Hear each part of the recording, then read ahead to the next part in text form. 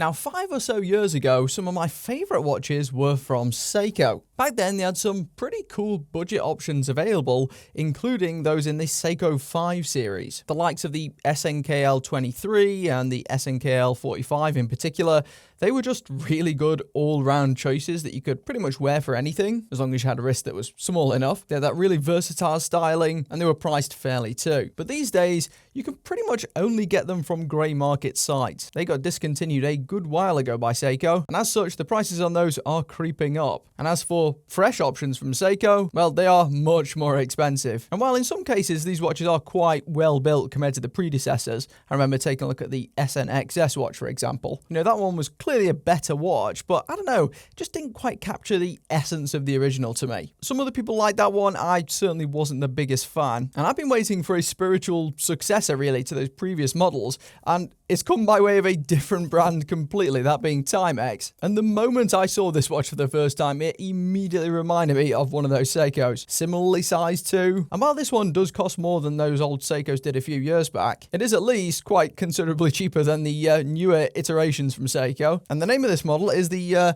Timex Marlin Draper. I just marked this up here. I ordered a bunch of different Timexes recently and took the quickest of glances inside to try and discern which one was which. But yeah, don't know whether this is named after the Mad Men character, Don Draper, or what. I'll affiliate link it in the video description if you do want to check it out for yourself. And I purchased this one using a discount code on the Timex site. But we'll get into regional pricing in a moment. Let's crack it open, eh? Now, as I said, I only took the very slightest glance at this one through this material. Haven't actually laid eyes on it myself properly yet.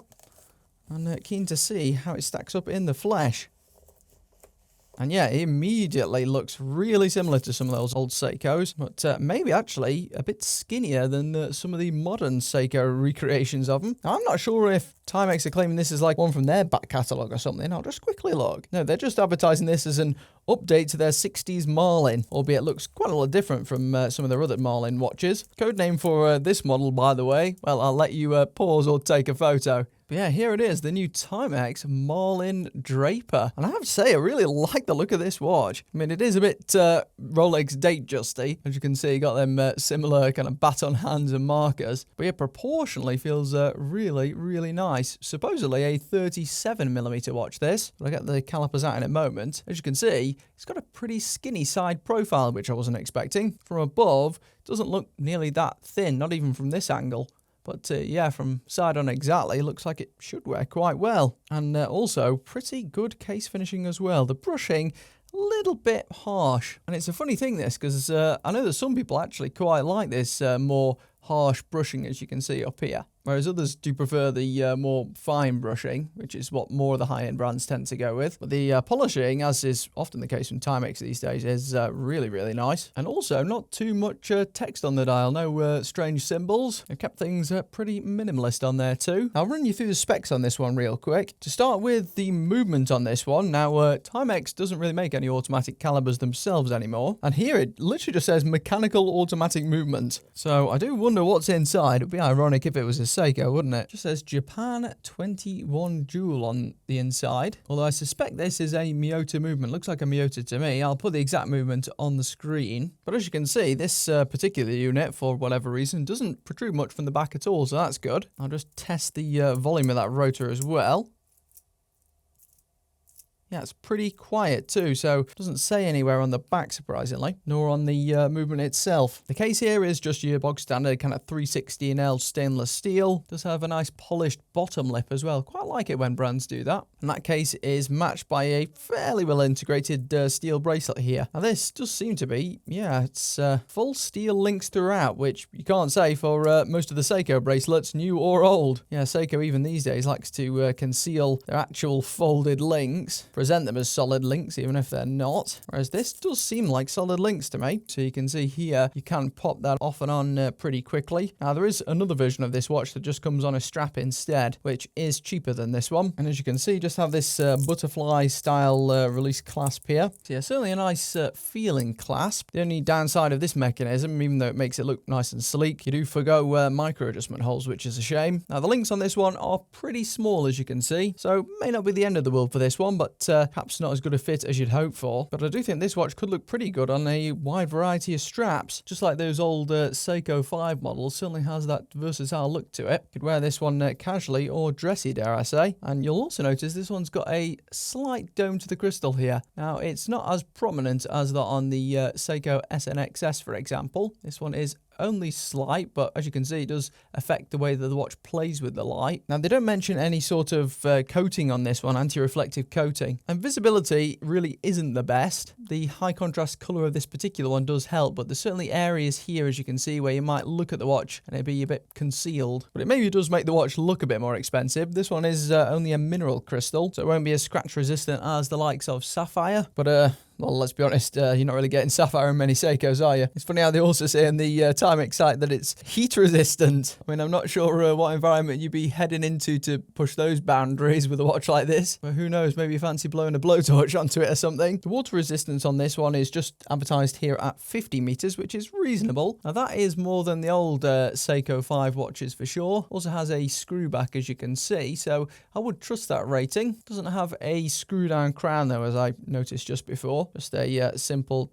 two-step pop out. The first step, by the way, is just where you'll change the days of the week and the date as well, that dual window. That's not badly integrated, but I've personally always preferred no-date watches. Brought my little reflector in here and you can take a closer look at this one. It does have all applied markers from the looks of it, and we'll give that lumen there a test towards the end as well. Really does look like a Seiko SNXS, doesn't it? And as such, to a lesser degree, a budget Oyster Perpetual, you know, the smooth bezel one, albeit with a bit more of a ovular case there. As you can see, almost a cushion case design with these lugs. I'll get this thing measured up and see what it looks like on my wrist. See if it fits as good as the old ones. So across the center, what have we got here? Well, it's actually a bit bigger than advertised. So the headline says this is 37mm, but it's actually about 37.5. So it is a little bit bigger. The technical lug-to-lug on this one is just over 43mm, but it depends what strap you get it on, because you can see here this bracelet version kind of has these male end links that stick out a bit. If you're incorporating them, it would balloon substantially, but I wouldn't expect it to fit quite like that. Oh, and that bracelet, by the way, definitely towards the smaller end of things. It's only an 18mm bracelet. As for the thickness, including that domed crystal, about 12.2mm, so not the thinnest. Certainly looks thinner than that. Maybe it's because a lot of it's coming from that bezel up top. If you discarded the crystal, maybe about 10.8. And here's a look at the draper on my 6.25-inch wrist. And normally 37mm watches are kind of tailored to my arm size, which is pretty small, but certainly with this bracelet combination, I don't think that's quite the case. Well, I may be able to pull this off. I think the camera is maybe being a bit kind to me, because you can see from here that that lug-to-lug is maybe, with that bracelet included at least, a little bit too long for me. But I do think this watch looks good for sure. And if I were to change the strap, probably wouldn't have any problems. As I said, some of the other versions do come on a leather band. At least one of them does, the white version. You can get one with a white dial, or you can get a white dialed one with a two-tone case instead. Also comes with a two-tone bracelet. There's a look at the thinness. As you can see, pretty flush to the wrist, this one. And aside from the end links on my scrawny arm, it does wear pretty flush, doesn't it? Now, as for pricing on this one, this watch certainly isn't the cheapest watch out there. And while it is a lot less than some of those modern Seiko 5s, this particular version here with the bracelet is still £250 straight out of the gate. And if you want the strapped version instead, that's $220. So if you're in the US, this is pretty much a $300 watch. Now, Timex does have a lot more discount codes than Seiko, so chances are, as long as you're patient, you can probably get it for considerably less than that. And if you sign up to the newsletter, you immediately can get 15% off, which is something. But visually, it does feel like a proper Seiko 5 competitor here, and also doesn't have the kind of budget exposing branding on. You know how the other ones have got the big 5 plastered on, so you know it's one of the cheaper watches. Well, this doesn't really have that. It's got very minimal text, which I quite like. And the crown there, quite unusual, almost as elaborate as like a 20s watch or something. But yeah, it does feel quite slim this way. Now let's give this thing a test in the dark, because this has always been Timex's weakness, as you've probably seen before on this channel. Their luminescence has never been the best. And potentially have two-tone lume here. Those hands have got much more of a blue hue than the outer markers. So we'll see how well they hang on.